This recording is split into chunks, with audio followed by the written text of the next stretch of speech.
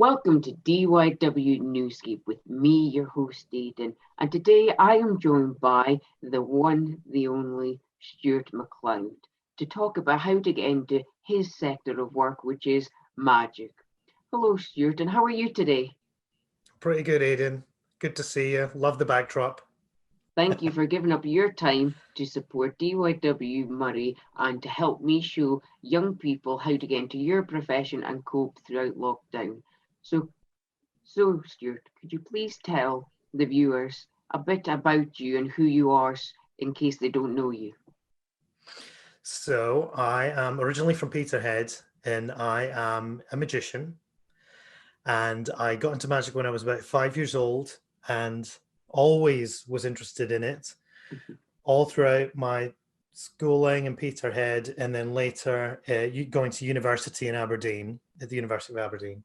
And was just fascinated with magic and would do gigs and shows while I was at school, while I was at university, and joined forces with another Northeast magician called Barry Jones. And very quickly after leaving university, we made these fun little videos, and those became part of the first TV pilot that we made that set us into making television programs for the last 20 years. So, out of all of your TV programs you've done, which one is your favourite? I've got a couple favorites. I mean, a real highlight for us was doing the BBC One show called The Magicians, Mm-hmm. because that was a show that sort of we made over the course of, well, there were 2 seasons of it. The first one was made in 2011, and then we made the next season the next year, and that one was live. And I don't know, for anyone that's ever thought about being on live TV or has been on live TV, it's terrifying because anything can go wrong and will go wrong, and it did. And I think because the stakes were so high in BBC One, on a Saturday night at Wow. 7 o'clock is just watched by so many people that it was a huge opportunity. And we were just, accelerated to be part of it and be on live TV. And it just went so well for us. So, what sparked you to realise that you wanted to do magic as a full-time job? Well, I mean, it started as a hobby, like most things. Mm-hmm. And, I can remember even as a kid sort of saying to my mother when I was about 12 or 13, Mom, should I be a doctor? Should I be an accountant? Mm-hmm. And my mom would go, nah, I don't think you should be an accountant. I don't think you should be a lawyer. You'll just, for whatever reason, my mom just really encouraged me to do what I was passionate about and what I love to do, and not what I thought I should do, because, kids are told that sensible professions are the route to go down. And certainly, the reason that I went to university was that paranoia that we all have of, well, you need something to fall back on. And there's the idea of having a fallback thing in case life doesn't work out. But whether you are into an unusual thing like magic or a more mainstream thing, the whole world is sort of switching to gig culture, where, whether it be Uber or, any of those app-based employments where Mm-hmm. things are so temporary and you really are relying on the next job, the next job, the next job. I think it's probably really, a rare thing that someone goes into a profession and is in it for 40 years until they retire. So, I think whether or not you're doing an unusual thing or a normal thing, I think the way the world is, that things will throw you curveballs, and you might switch employments, or your world might completely change. So you might as well do, or at least start going passionately after something that you are just in love with and can't live without. And I think do away with any fallback, any backups or fallbacks. I love my time at university, but it hasn't been hugely useful in my career as a magician. What was your favourite subject at secondary school then? Well, there's two things. One was I was very good at mathematics, and but I had no real interest in it. I just had that kind of brain where, I think they started by putting me in the whatever class. Maybe the grades have changed now, but it was like 3, 4, 5 or whatever. And without exerting much effort at all, I was just doing very well on exams. So they banged me up to the first class later in the academy. And so I then did first year maths at university because I knew that I was good at it. But then we're back to that thing of, doing things that you think you should do or that you think you're good at versus things that, really light your fire and make you, excited to work on a project. And what really excited me was, philosophy, which became I did a double honors degree in philosophy psychology. Wow. And I was not very good at it at all, but I was just fascinated by it. I loved to read it. I loved to, as broad a range of philosophy as I could. And so I guess they didn't really have philosophy classes in the academy. What they had was religious education. Mm-hmm. And no one really did like higher RE. You just made to take it when you're in first, second year, whatever. And I also didn't like that all of the teachers for RE were Christians. So it had a real Christian, but that was all they were really interested in, was Christian and moral education. And so that was philosophy, but it was a very sort of slim idea of philosophy. And so I remember begging my higher RE teacher to let me write an essay on Buddhism or research some other religions, in which I was allowed to do eventually. But that was, so the thing I was good at was math, and I thought I should do it, even though I wasn't excited by it. And the thing that I loved, weirdly, was religious education. But I was not Christian, and I wasn't in it for that reason. I was in it for a broader reason of just exploring the world philosophy, world ideas, beliefs around the world. That was what really was interesting to me about it. Have you transferred any of the skills you've learned from your degree course or from your math courses into your job as a magician? That's a hard question, because there's no real literal example of me going, well, essay writing or, there's no real solid examples of day-to-day things that became useful for me. But I think what was useful were those sort of more the unconscious processes of setting deadlines, writing essays, having to turn things on a schedule, but having to prepare things at a good level, realizing where your comfort is with the excellence that you expect from yourself. And inside yourself when you're scraping by, or when you're letting yourself down, or when you've really worked hard on something, even though, you might not have got the best result in the exam, but you're proud that, I put in a good few weeks and months work on that thing, and that's how it turned out. And so I think what I carried with me into my employment was, writing things at a high standard, learning to communicate well, especially on paper, a high standard, writing scripts. And although writing scripts was not part of anything I did at university, it's certainly exploring ideas and translating them into words, and writing up those words became really useful. And I'd say that as a magician, most people think of magicians as working on stage and performing their tricks, but actually there's a lot of research that goes into it, a lot of reading of history, and then a lot of trial and error experimenting to make new tricks work. And so all of that stuff came from my education, of course, but not in any literal way, just in a way of, learning to be a hard worker, learning to really apply myself with different aspects of education. Did you have any jobs before you became a magician? I did. I had a lot of part-time jobs when I was a kid.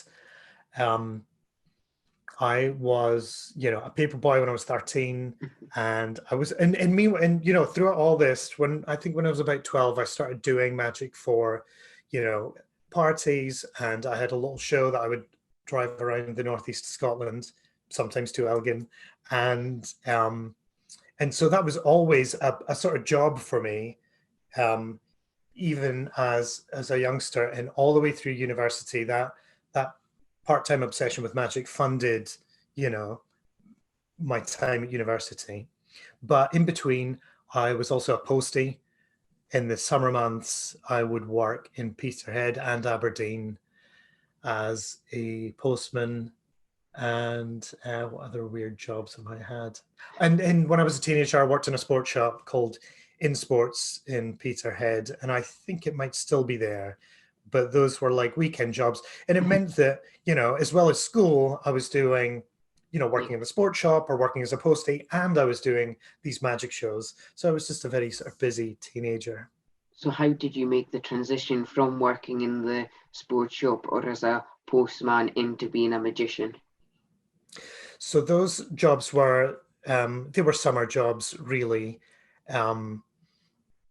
So, the employment started and ended at the end of the summer. It was like seasonal help, I guess, with their workload. And like I said, I was always, since the age of sort of 12 onwards, I was doing these little parties and making money as a magician. So that was kind of a part-time job that I just never gave up, and just became more and more full-time as I made my way through university. I think that if I hadn't gone to work in television, that being a magician might still be a part-time job for me, and that I might have done something a little more sensible. But it's hard to guess about a parallel world where, choices that I'd made in the past weren't made.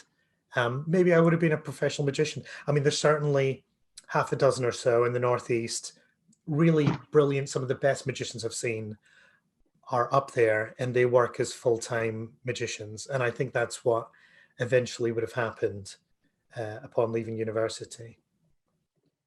What would you say makes you so well known today? Makes me well known.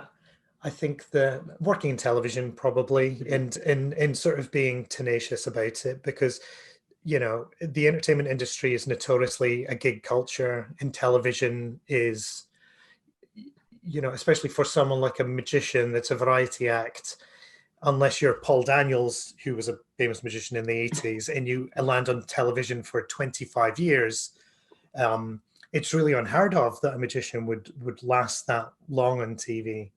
So I think, yes, I'm sort of well known for working on a variety of TV shows, Channel 4, ITV, and BBC. Out of all of the shows you've done, which one would you say you're most known for? Probably the BBC Magicians, because, as that went out live to everyone across the UK, it was Saturday night TV, and there was, I think at some point there was 7 or 8 million people watching at one time, and at that point we'd been making TV for about, 8 years or so. And I think the most viewing figures we'd had was 2 or 3 million, which seemed like a huge amount of people.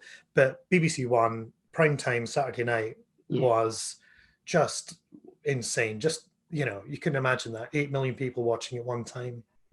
With everything currently closed just now, how would you suggest a young person develops their skills at home in magic? In magic? Yes. Well, now is a brilliant time, because for me, I was a sort of lonely child, a very quiet child. I spent a lot of time in the library, and magic is one of those things that, especially when you start, is quite a solitary thing, I think. you can, there are a bunch of great books. Go on YouTube, and you can go, how does this trick work? How does that trick work? There's sometimes great tutorials. There's certainly magic shops and websites where you can buy videos of magicians that will lecture or explain their secrets of performing. And now is a great time not to get out and perform, which ultimately someone who wants to get into magic needs to be able to stand in front of a group of people and say, hey, watch this cool thing. But now's a great time to, broaden your interest in the thing by reading a little bit about history, downloading some videos, certainly a bunch of online forums and groups of online magicians. But for me, growing up, I was interested in magic from the age of 5, and I didn't really meet another magician or see a magic show for another 7 years after that. So that whole 7 years growing up was really spent in the library reading about magic secrets, magic history, Harry Houdini and famous magicians of the past. And so now is a good time, if you're on your own, you can't perform, you can't get out, is to pick up a magic book, watch some old magicians on YouTube, and connect with other magicians online. If we weren't in lockdown, how would you suggest a young person develops their skills in magic? Would it be a training course, college, uni? Well, in magic, there is no, God, I would have loved if there was a course or a training course in magic.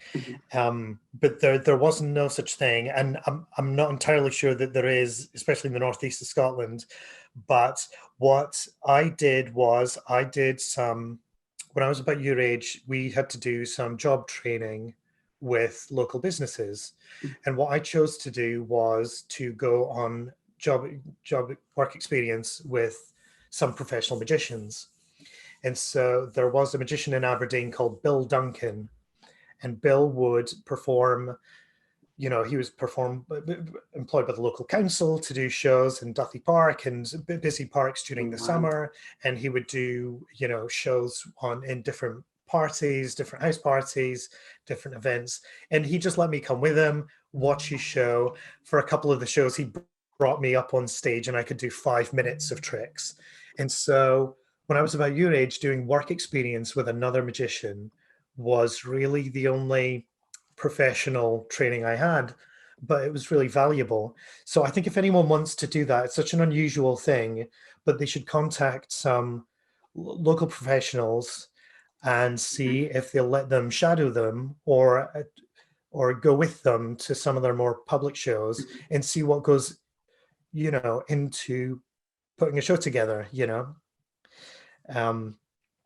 That's the sort of most legitimate way that I can explain it.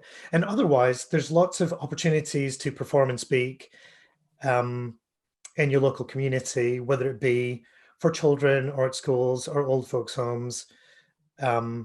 If anyone is interested in magic enough that they can put together 5-10 minutes of a couple of tricks that they like to do, and then just get out there and try it. It really is, when new pilots fly planes, they talk about air miles, and really you're just clocking up your air miles until you've hit that magic number where you've done enough flying to be called a pilot. And so being a magician is a bit like that. You just want to get in front of people on stage, or in front of groups of people, or even doing close-up magic, and just start to clock up those air miles of just, here's the time I've spent performing in front of people. And so certainly when I was a teenager, I was doing exactly that. I was, whether it be children's birthday parties or close-up magic, I was just doing as much as I could just to clock up those air miles. Wow. How many air miles would you say it takes to become a magician then? Or does it vary?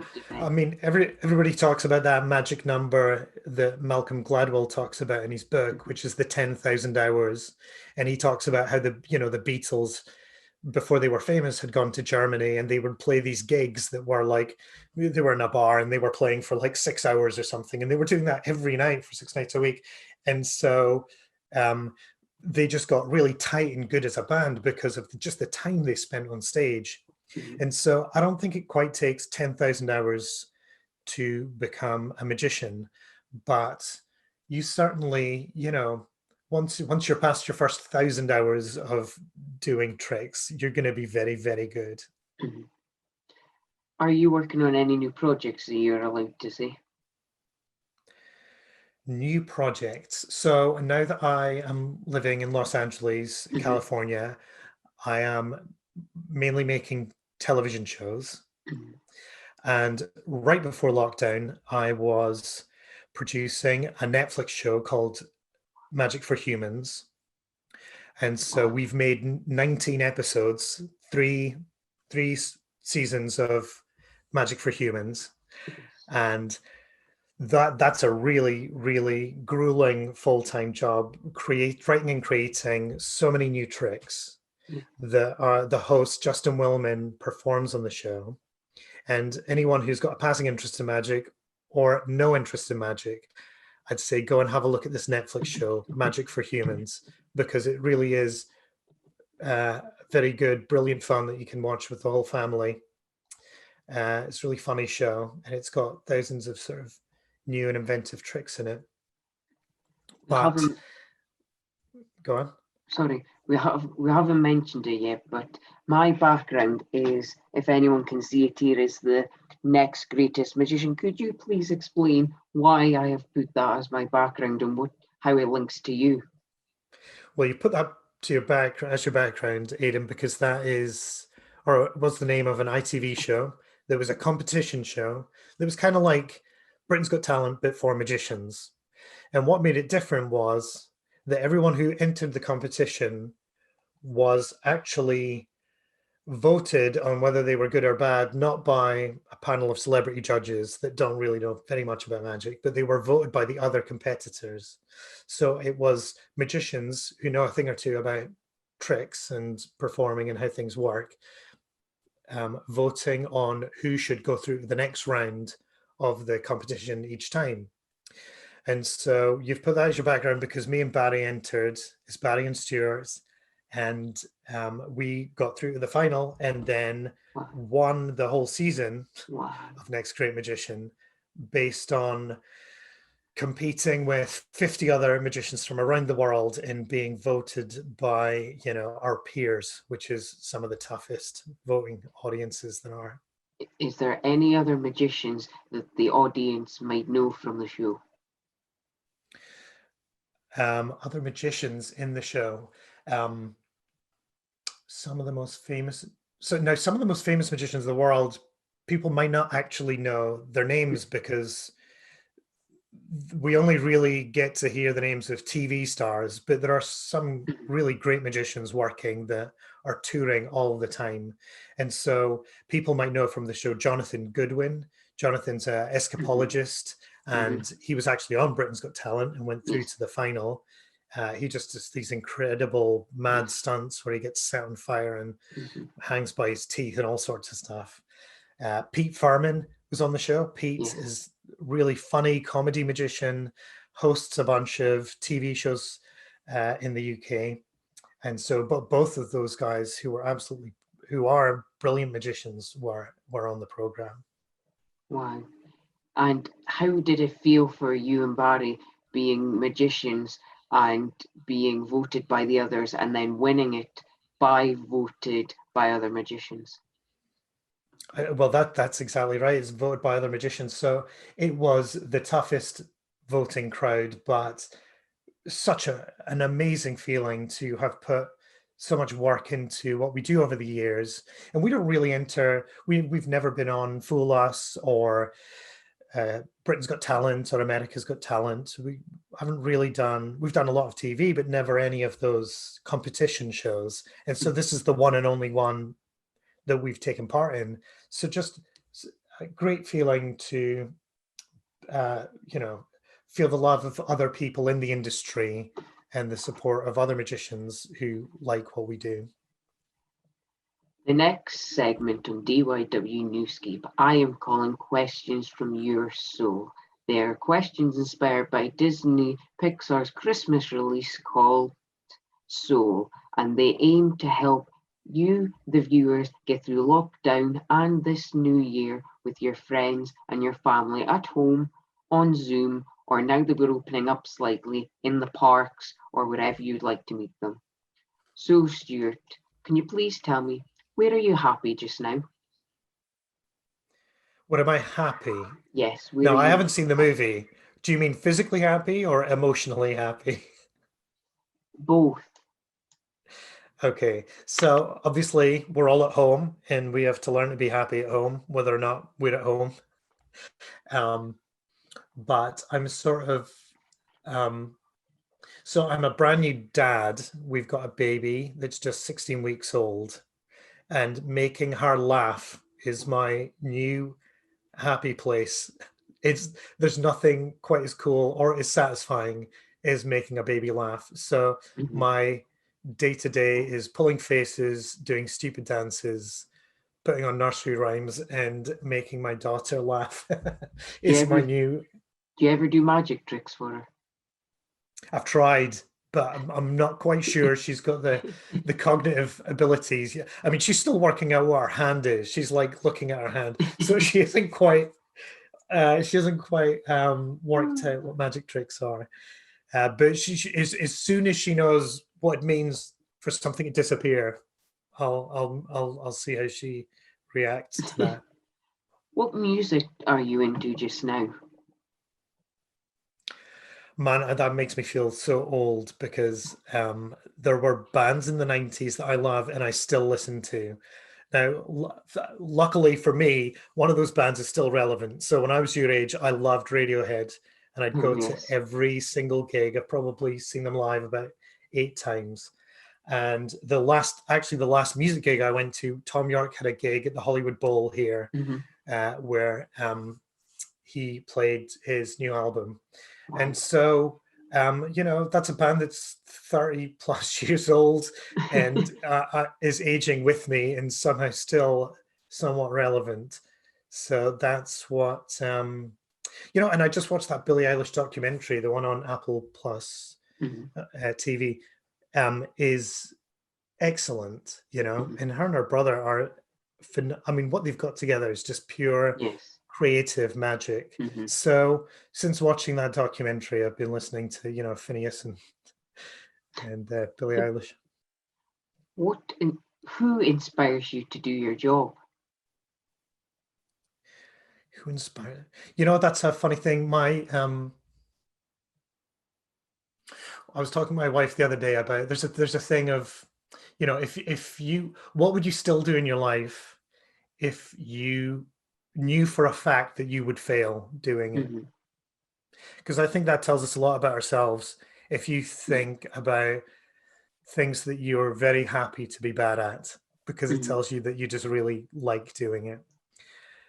And my wife asked me, what would you happily fail at for the rest of your life?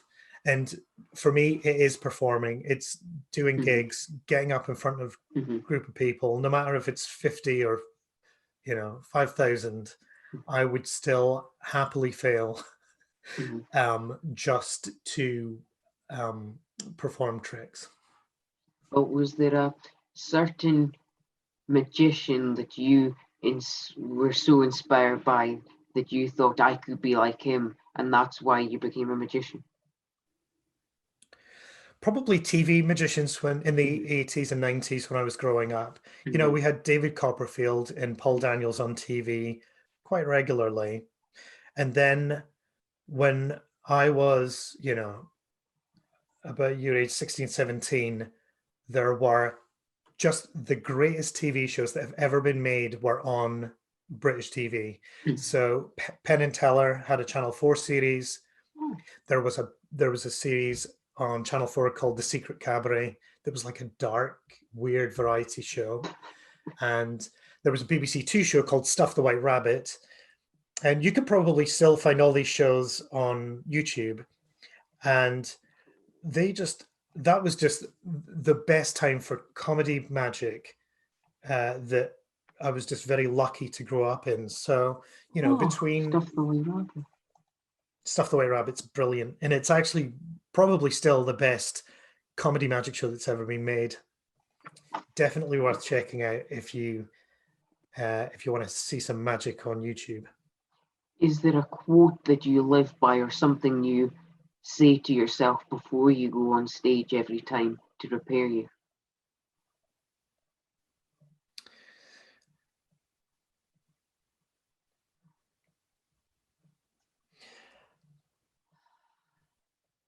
You know, I'm not sure that there is, you know, as performers, you get all these superstitious sort of rituals, like, oh, I have to put this there and wear those socks and do this thing, and because you get very superstitious about whether a gig's going to go good or bad, you know.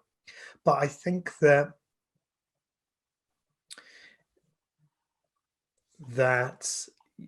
you know, I think about, you know, all those people sitting there who've no idea what they're about to see, and they have nothing but good expectations. And so, you know, I really do love those audiences and the spirit that they bring with them. So I sort of remind myself of that before I go on stage. Is there a movie and TV show you would recommend to the viewers to watch while they're in their house with their families currently? A movie or TV, not magic related or magic related?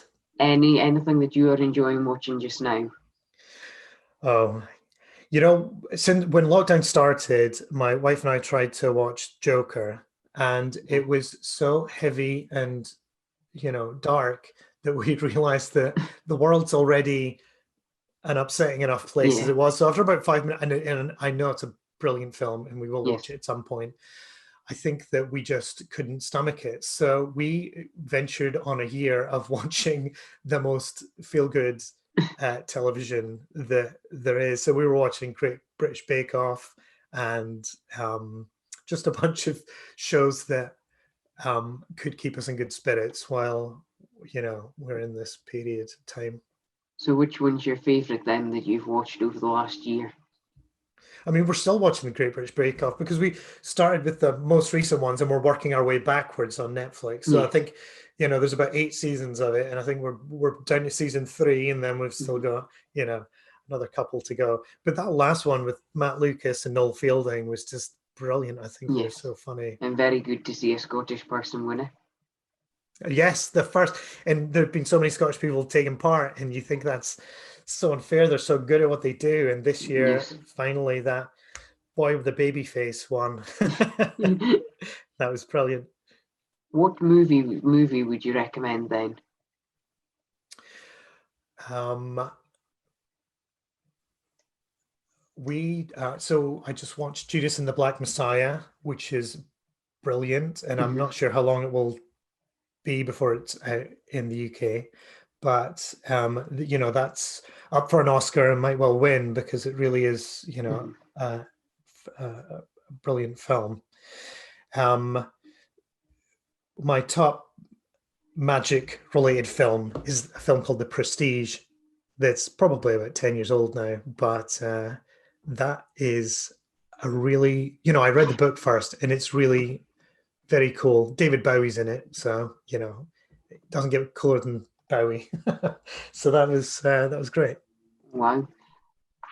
How would you say others describe you as a person?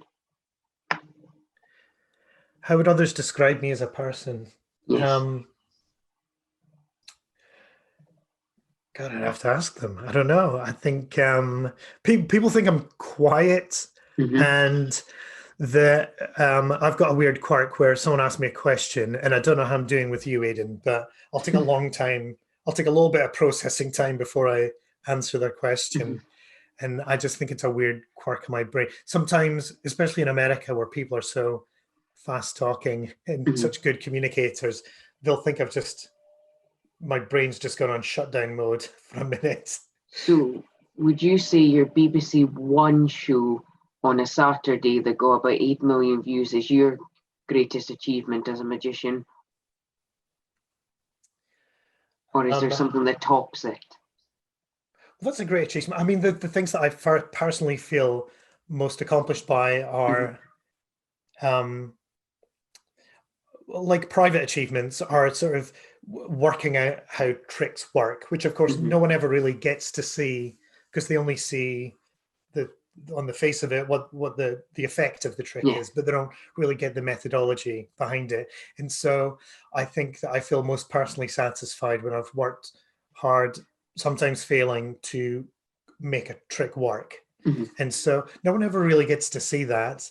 And Barry and I did an Edinburgh Fringe Festival show that we later toured around the UK that was called Show and Tell, where we did a show, and then in the second half we told you how all of the tricks worked, because so much of our lives was about making the tricks work, and that's the bit that no one gets to see. So it was really an effort of going, like, this is who we really are, this is what we spend our days doing and what we feel accomplished by, and we never get to share this with anyone.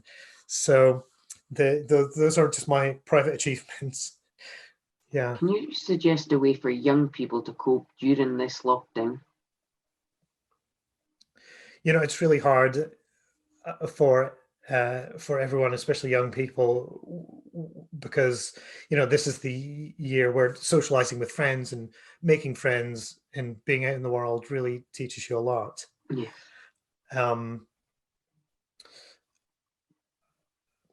I have,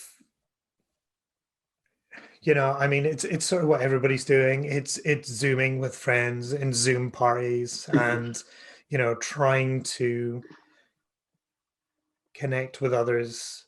Especially loneliness is such a insidious thing that you can't even, sometimes you don't even realize it, but you've taken such a step back out of the world that you're like, you feel a bit depressed, and you're like, well, actually, I haven't really spoken to anyone or connected with anyone for such a long time. So I think that is, whatever connections, be it phone or, and I just got on this app called Clubhouse. I don't know if you're on it, but there's this Clubhouse app, and it's basically like Zoom, but without the video. But it's quite good because it's like a conference call, and you don't have to worry about, do I look good? Am I dressed up? How does my background look? And all of that stuff that you think about when you're on a Zoom and you're trying to be put together, and you don't really want to go and like make a cup of tea because you're on the thing. So this you can have on your phone, and you're just chatting, and there's rooms of hundreds of people, or you can make a small room for like a dozen friends. It's actually just a good way. And it actually feels, for me, it's felt the most like, just like you're sitting in your front room with, a dozen friends, and that's felt the most normal to me. So what would you say is the biggest thing that has helped you through this lockdown?